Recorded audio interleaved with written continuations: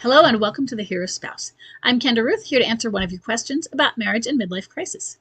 Today we have an anonymous female left behind and forward-moving spouse with a bomb drop July 29th, 2023, a date of marriage of 1995. She has a Vanisher who is a high-energy replayer.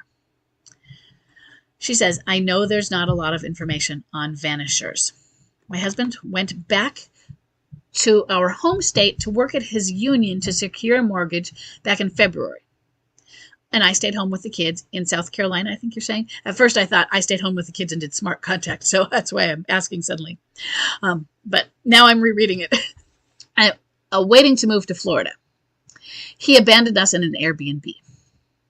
No house purchase. He dropped us here and midweek after going MIA told us he's not moving with us.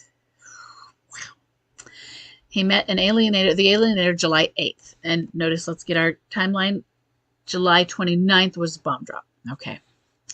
Looking back, I see he premeditated the escape because he came a week into July and I didn't realize he took all of his things to New York. I didn't notice until our love to Florida that he had removed it all. I don't know if love is the right word that was supposed to be there until our move. M is next to L sort of on the keyboard. Okay. I'm assuming I didn't notice until I moved to Florida that he had removed everything, it all. He has now gone to changing his number and has no contact with us. Before he was only texting, but it was only by text to me and no contact with the kids. He's wanting a divorce, but he told a mediator to contact me for payment, $9,875. And I, of course, said I'm not paying for his divorce. Good for you. Yeah, I haven't heard anything since. He does deposit money to me weekly.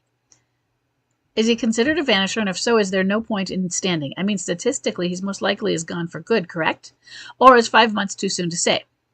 Okay, so a few things I'm going to talk about. First thing, we hear about ghosting.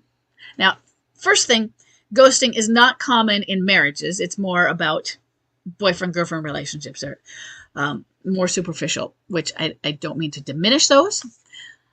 And then ghosting in marriages, probably the longer you've been married, the less likelihood that they are going to do it that way. But we get some that are ghosted. We get breakups by text and things like that, and they vanish. Didn't know about it. This is an extreme one. This is one of those, not just ghosting, but an extreme level of it. He left you in an Airbnb. He went missing completely, didn't tell you, and it sounds like he left you there, went missing before bomb drop. He met somebody in between this, and are you sure he didn't have her on the side already, or at least waiting in the wings? Not that anything had started or not, because he had premeditated the escape, and it was an escape.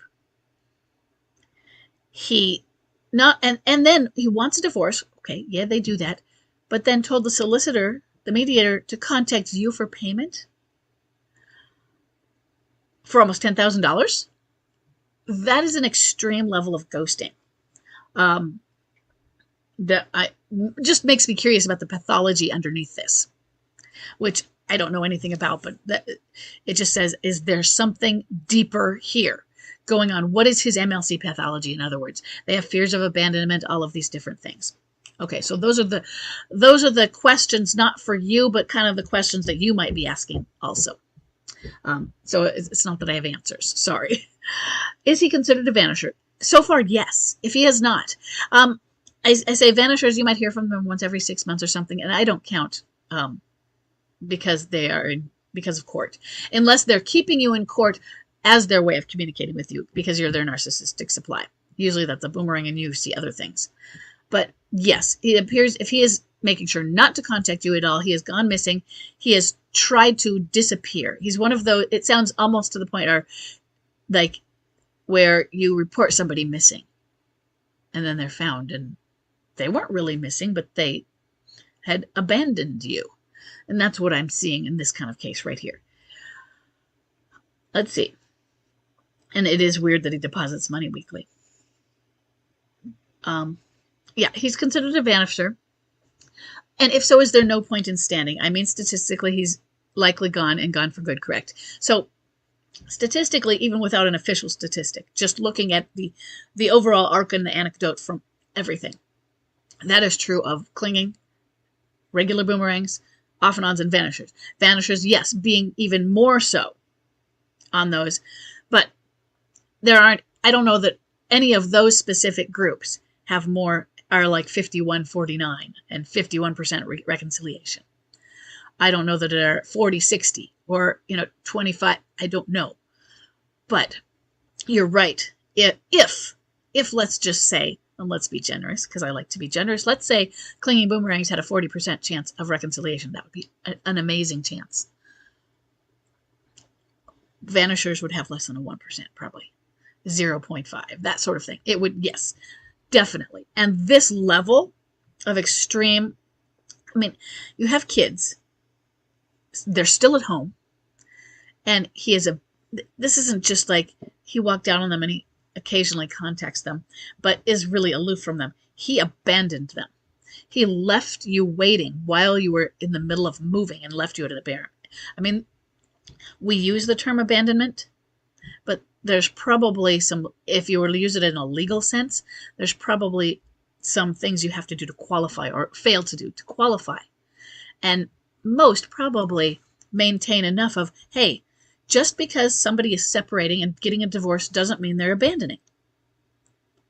This is abandonment. This seems, the way he's doing it, he might be on a technicality because he's depositing money. That he's not. But he's not contacting the kids. He's not having a relationship with the kids. This is abandonment to a more extreme level. Okay. So is there a point in standing?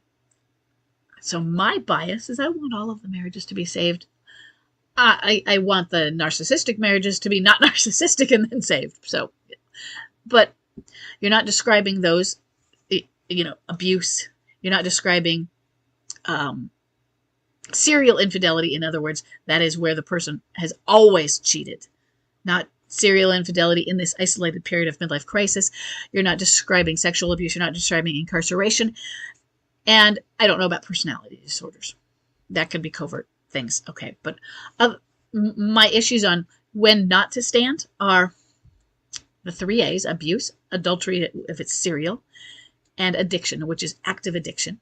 And then I add personality disorders to that. I want everyone to be very beware of personality disorders, of the cluster Bs, of borderline personality, narcissistic personality, histrionic personality, antisocial personality. Beware. Or run. Okay?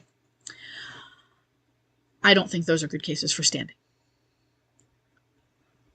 But I'm an optimist. And not only that, my goal is to save marriages. So yes, statistically, the odds are absolutely against you. And you can use that to make your decision, especially since they're more against you. Is 5 months too soon to say? It could be. You will see more as you get through if he continues this for a 12-month period. So here's what I feel about standing right now. I don't feel that standing is about your marriage or your relationship or what type, anything right now. I think that what you should do in the beginning, and you being you general, not you personally, because maybe you're at this point. It hasn't been a lot of months, but it has been a few. A person should stand for the marriage or for whatever. You stand for your healing. You stand for a period of grace. It is a grace. There's a grace period between bomb drop or your learning and your shock and your healing. Enough healing, not fully healed, but just enough that you feel, okay, this is a life-changing decision I have to make here. I can make it now. I'm not making it because I'm being hasty and rash. I'm being reactive. I have thought it through. And some of the argument on the other side is, but they made the decision for us. It's not like, we can change that. Sometimes you can't. But it is very empowering for us to say, yeah, but I decided my part of it. And I have decided this is what, I didn't want it to happen. But in this context, yeah, I want, need, or will do this now. I can and will. It is what is necessary. I want you to be at a place where you feel that you are emotionally regulated enough to study the situation and make your part of the decision. Forget that he's made his part. you come to the agreement of divorce. Yes. Now, and then you can let him do all the work or not. It's up to you. But where I am not standing anymore, or I'm not standing for my marriage, I'm going to stand for me now. And I'm what's important. I'm standing for my children. And we are important. Because you are anyway. You're always important. But make sure that you are at a place where you're going to be looking at all this paperwork, this divorce stuff. And I want you looking at it from a clear head rather than emotionally dysregulated mind where you're like, oh, but I can't do this. Oh my God. Oh, I'm desperate. I better take that offer. All of those. And get your lawyer, and your lawyer is going to be on your side fighting for you and giving you the advice that is going to benefit you. Okay? Odds are, yeah, he's gone for good. But I can't guarantee that. So here's the next piece. Another fish in the sea. 10 years from now, maybe he's just another fish in the sea and he becomes available and open to being available toward you. And you're not with anybody. Maybe you'll start dating. Maybe not. That is the other fish in the sea route. You're not out there standing in a sense of, I know standing isn't waiting, even though standing is still, but you're not given the idea of my goal is reconciliation. Sometimes we have a desire and it's not the same as having a goal. A goal is a desire plus I'm working toward that. Sometimes like, yeah, I desire reconciliation, but I know it's not really what's going to happen, so I'm going to let go of it, even though I still want it. I wish it could happen. Kind of like, I want to be a prima ballerina, but I'm 51 years old. It's not going to happen. So I don't have that as a goal anymore. So put it in realistic standards. Yeah, it is probably your odds of reconciliation are way down there. Do whatever you can to heal, protect yourself and your family, and be calm and kind and gracious throughout this. Not simply so that, hey, just in case I want to be a stander. Do it because it's the right thing to do to everyone and anyone. You do it with boundaries, but you do it with grace. Jesus turned over the tables in the temple. He was angry. And Jesus was grace and Jesus was kind. But he knows how to be angry also, and so can you. You can set those boundaries and say this part is wrong and this part is right. Being right is being kind. Being right is non-judging. So it's not telling him he's going to go to hell, that sort of thing. Okay? Focus on you and determine if you're ready to say I'm not standing. It's up to you. Okay? But it's okay. It's okay to do it. Okay. I hope this is helpful. And I will see everybody in the next question.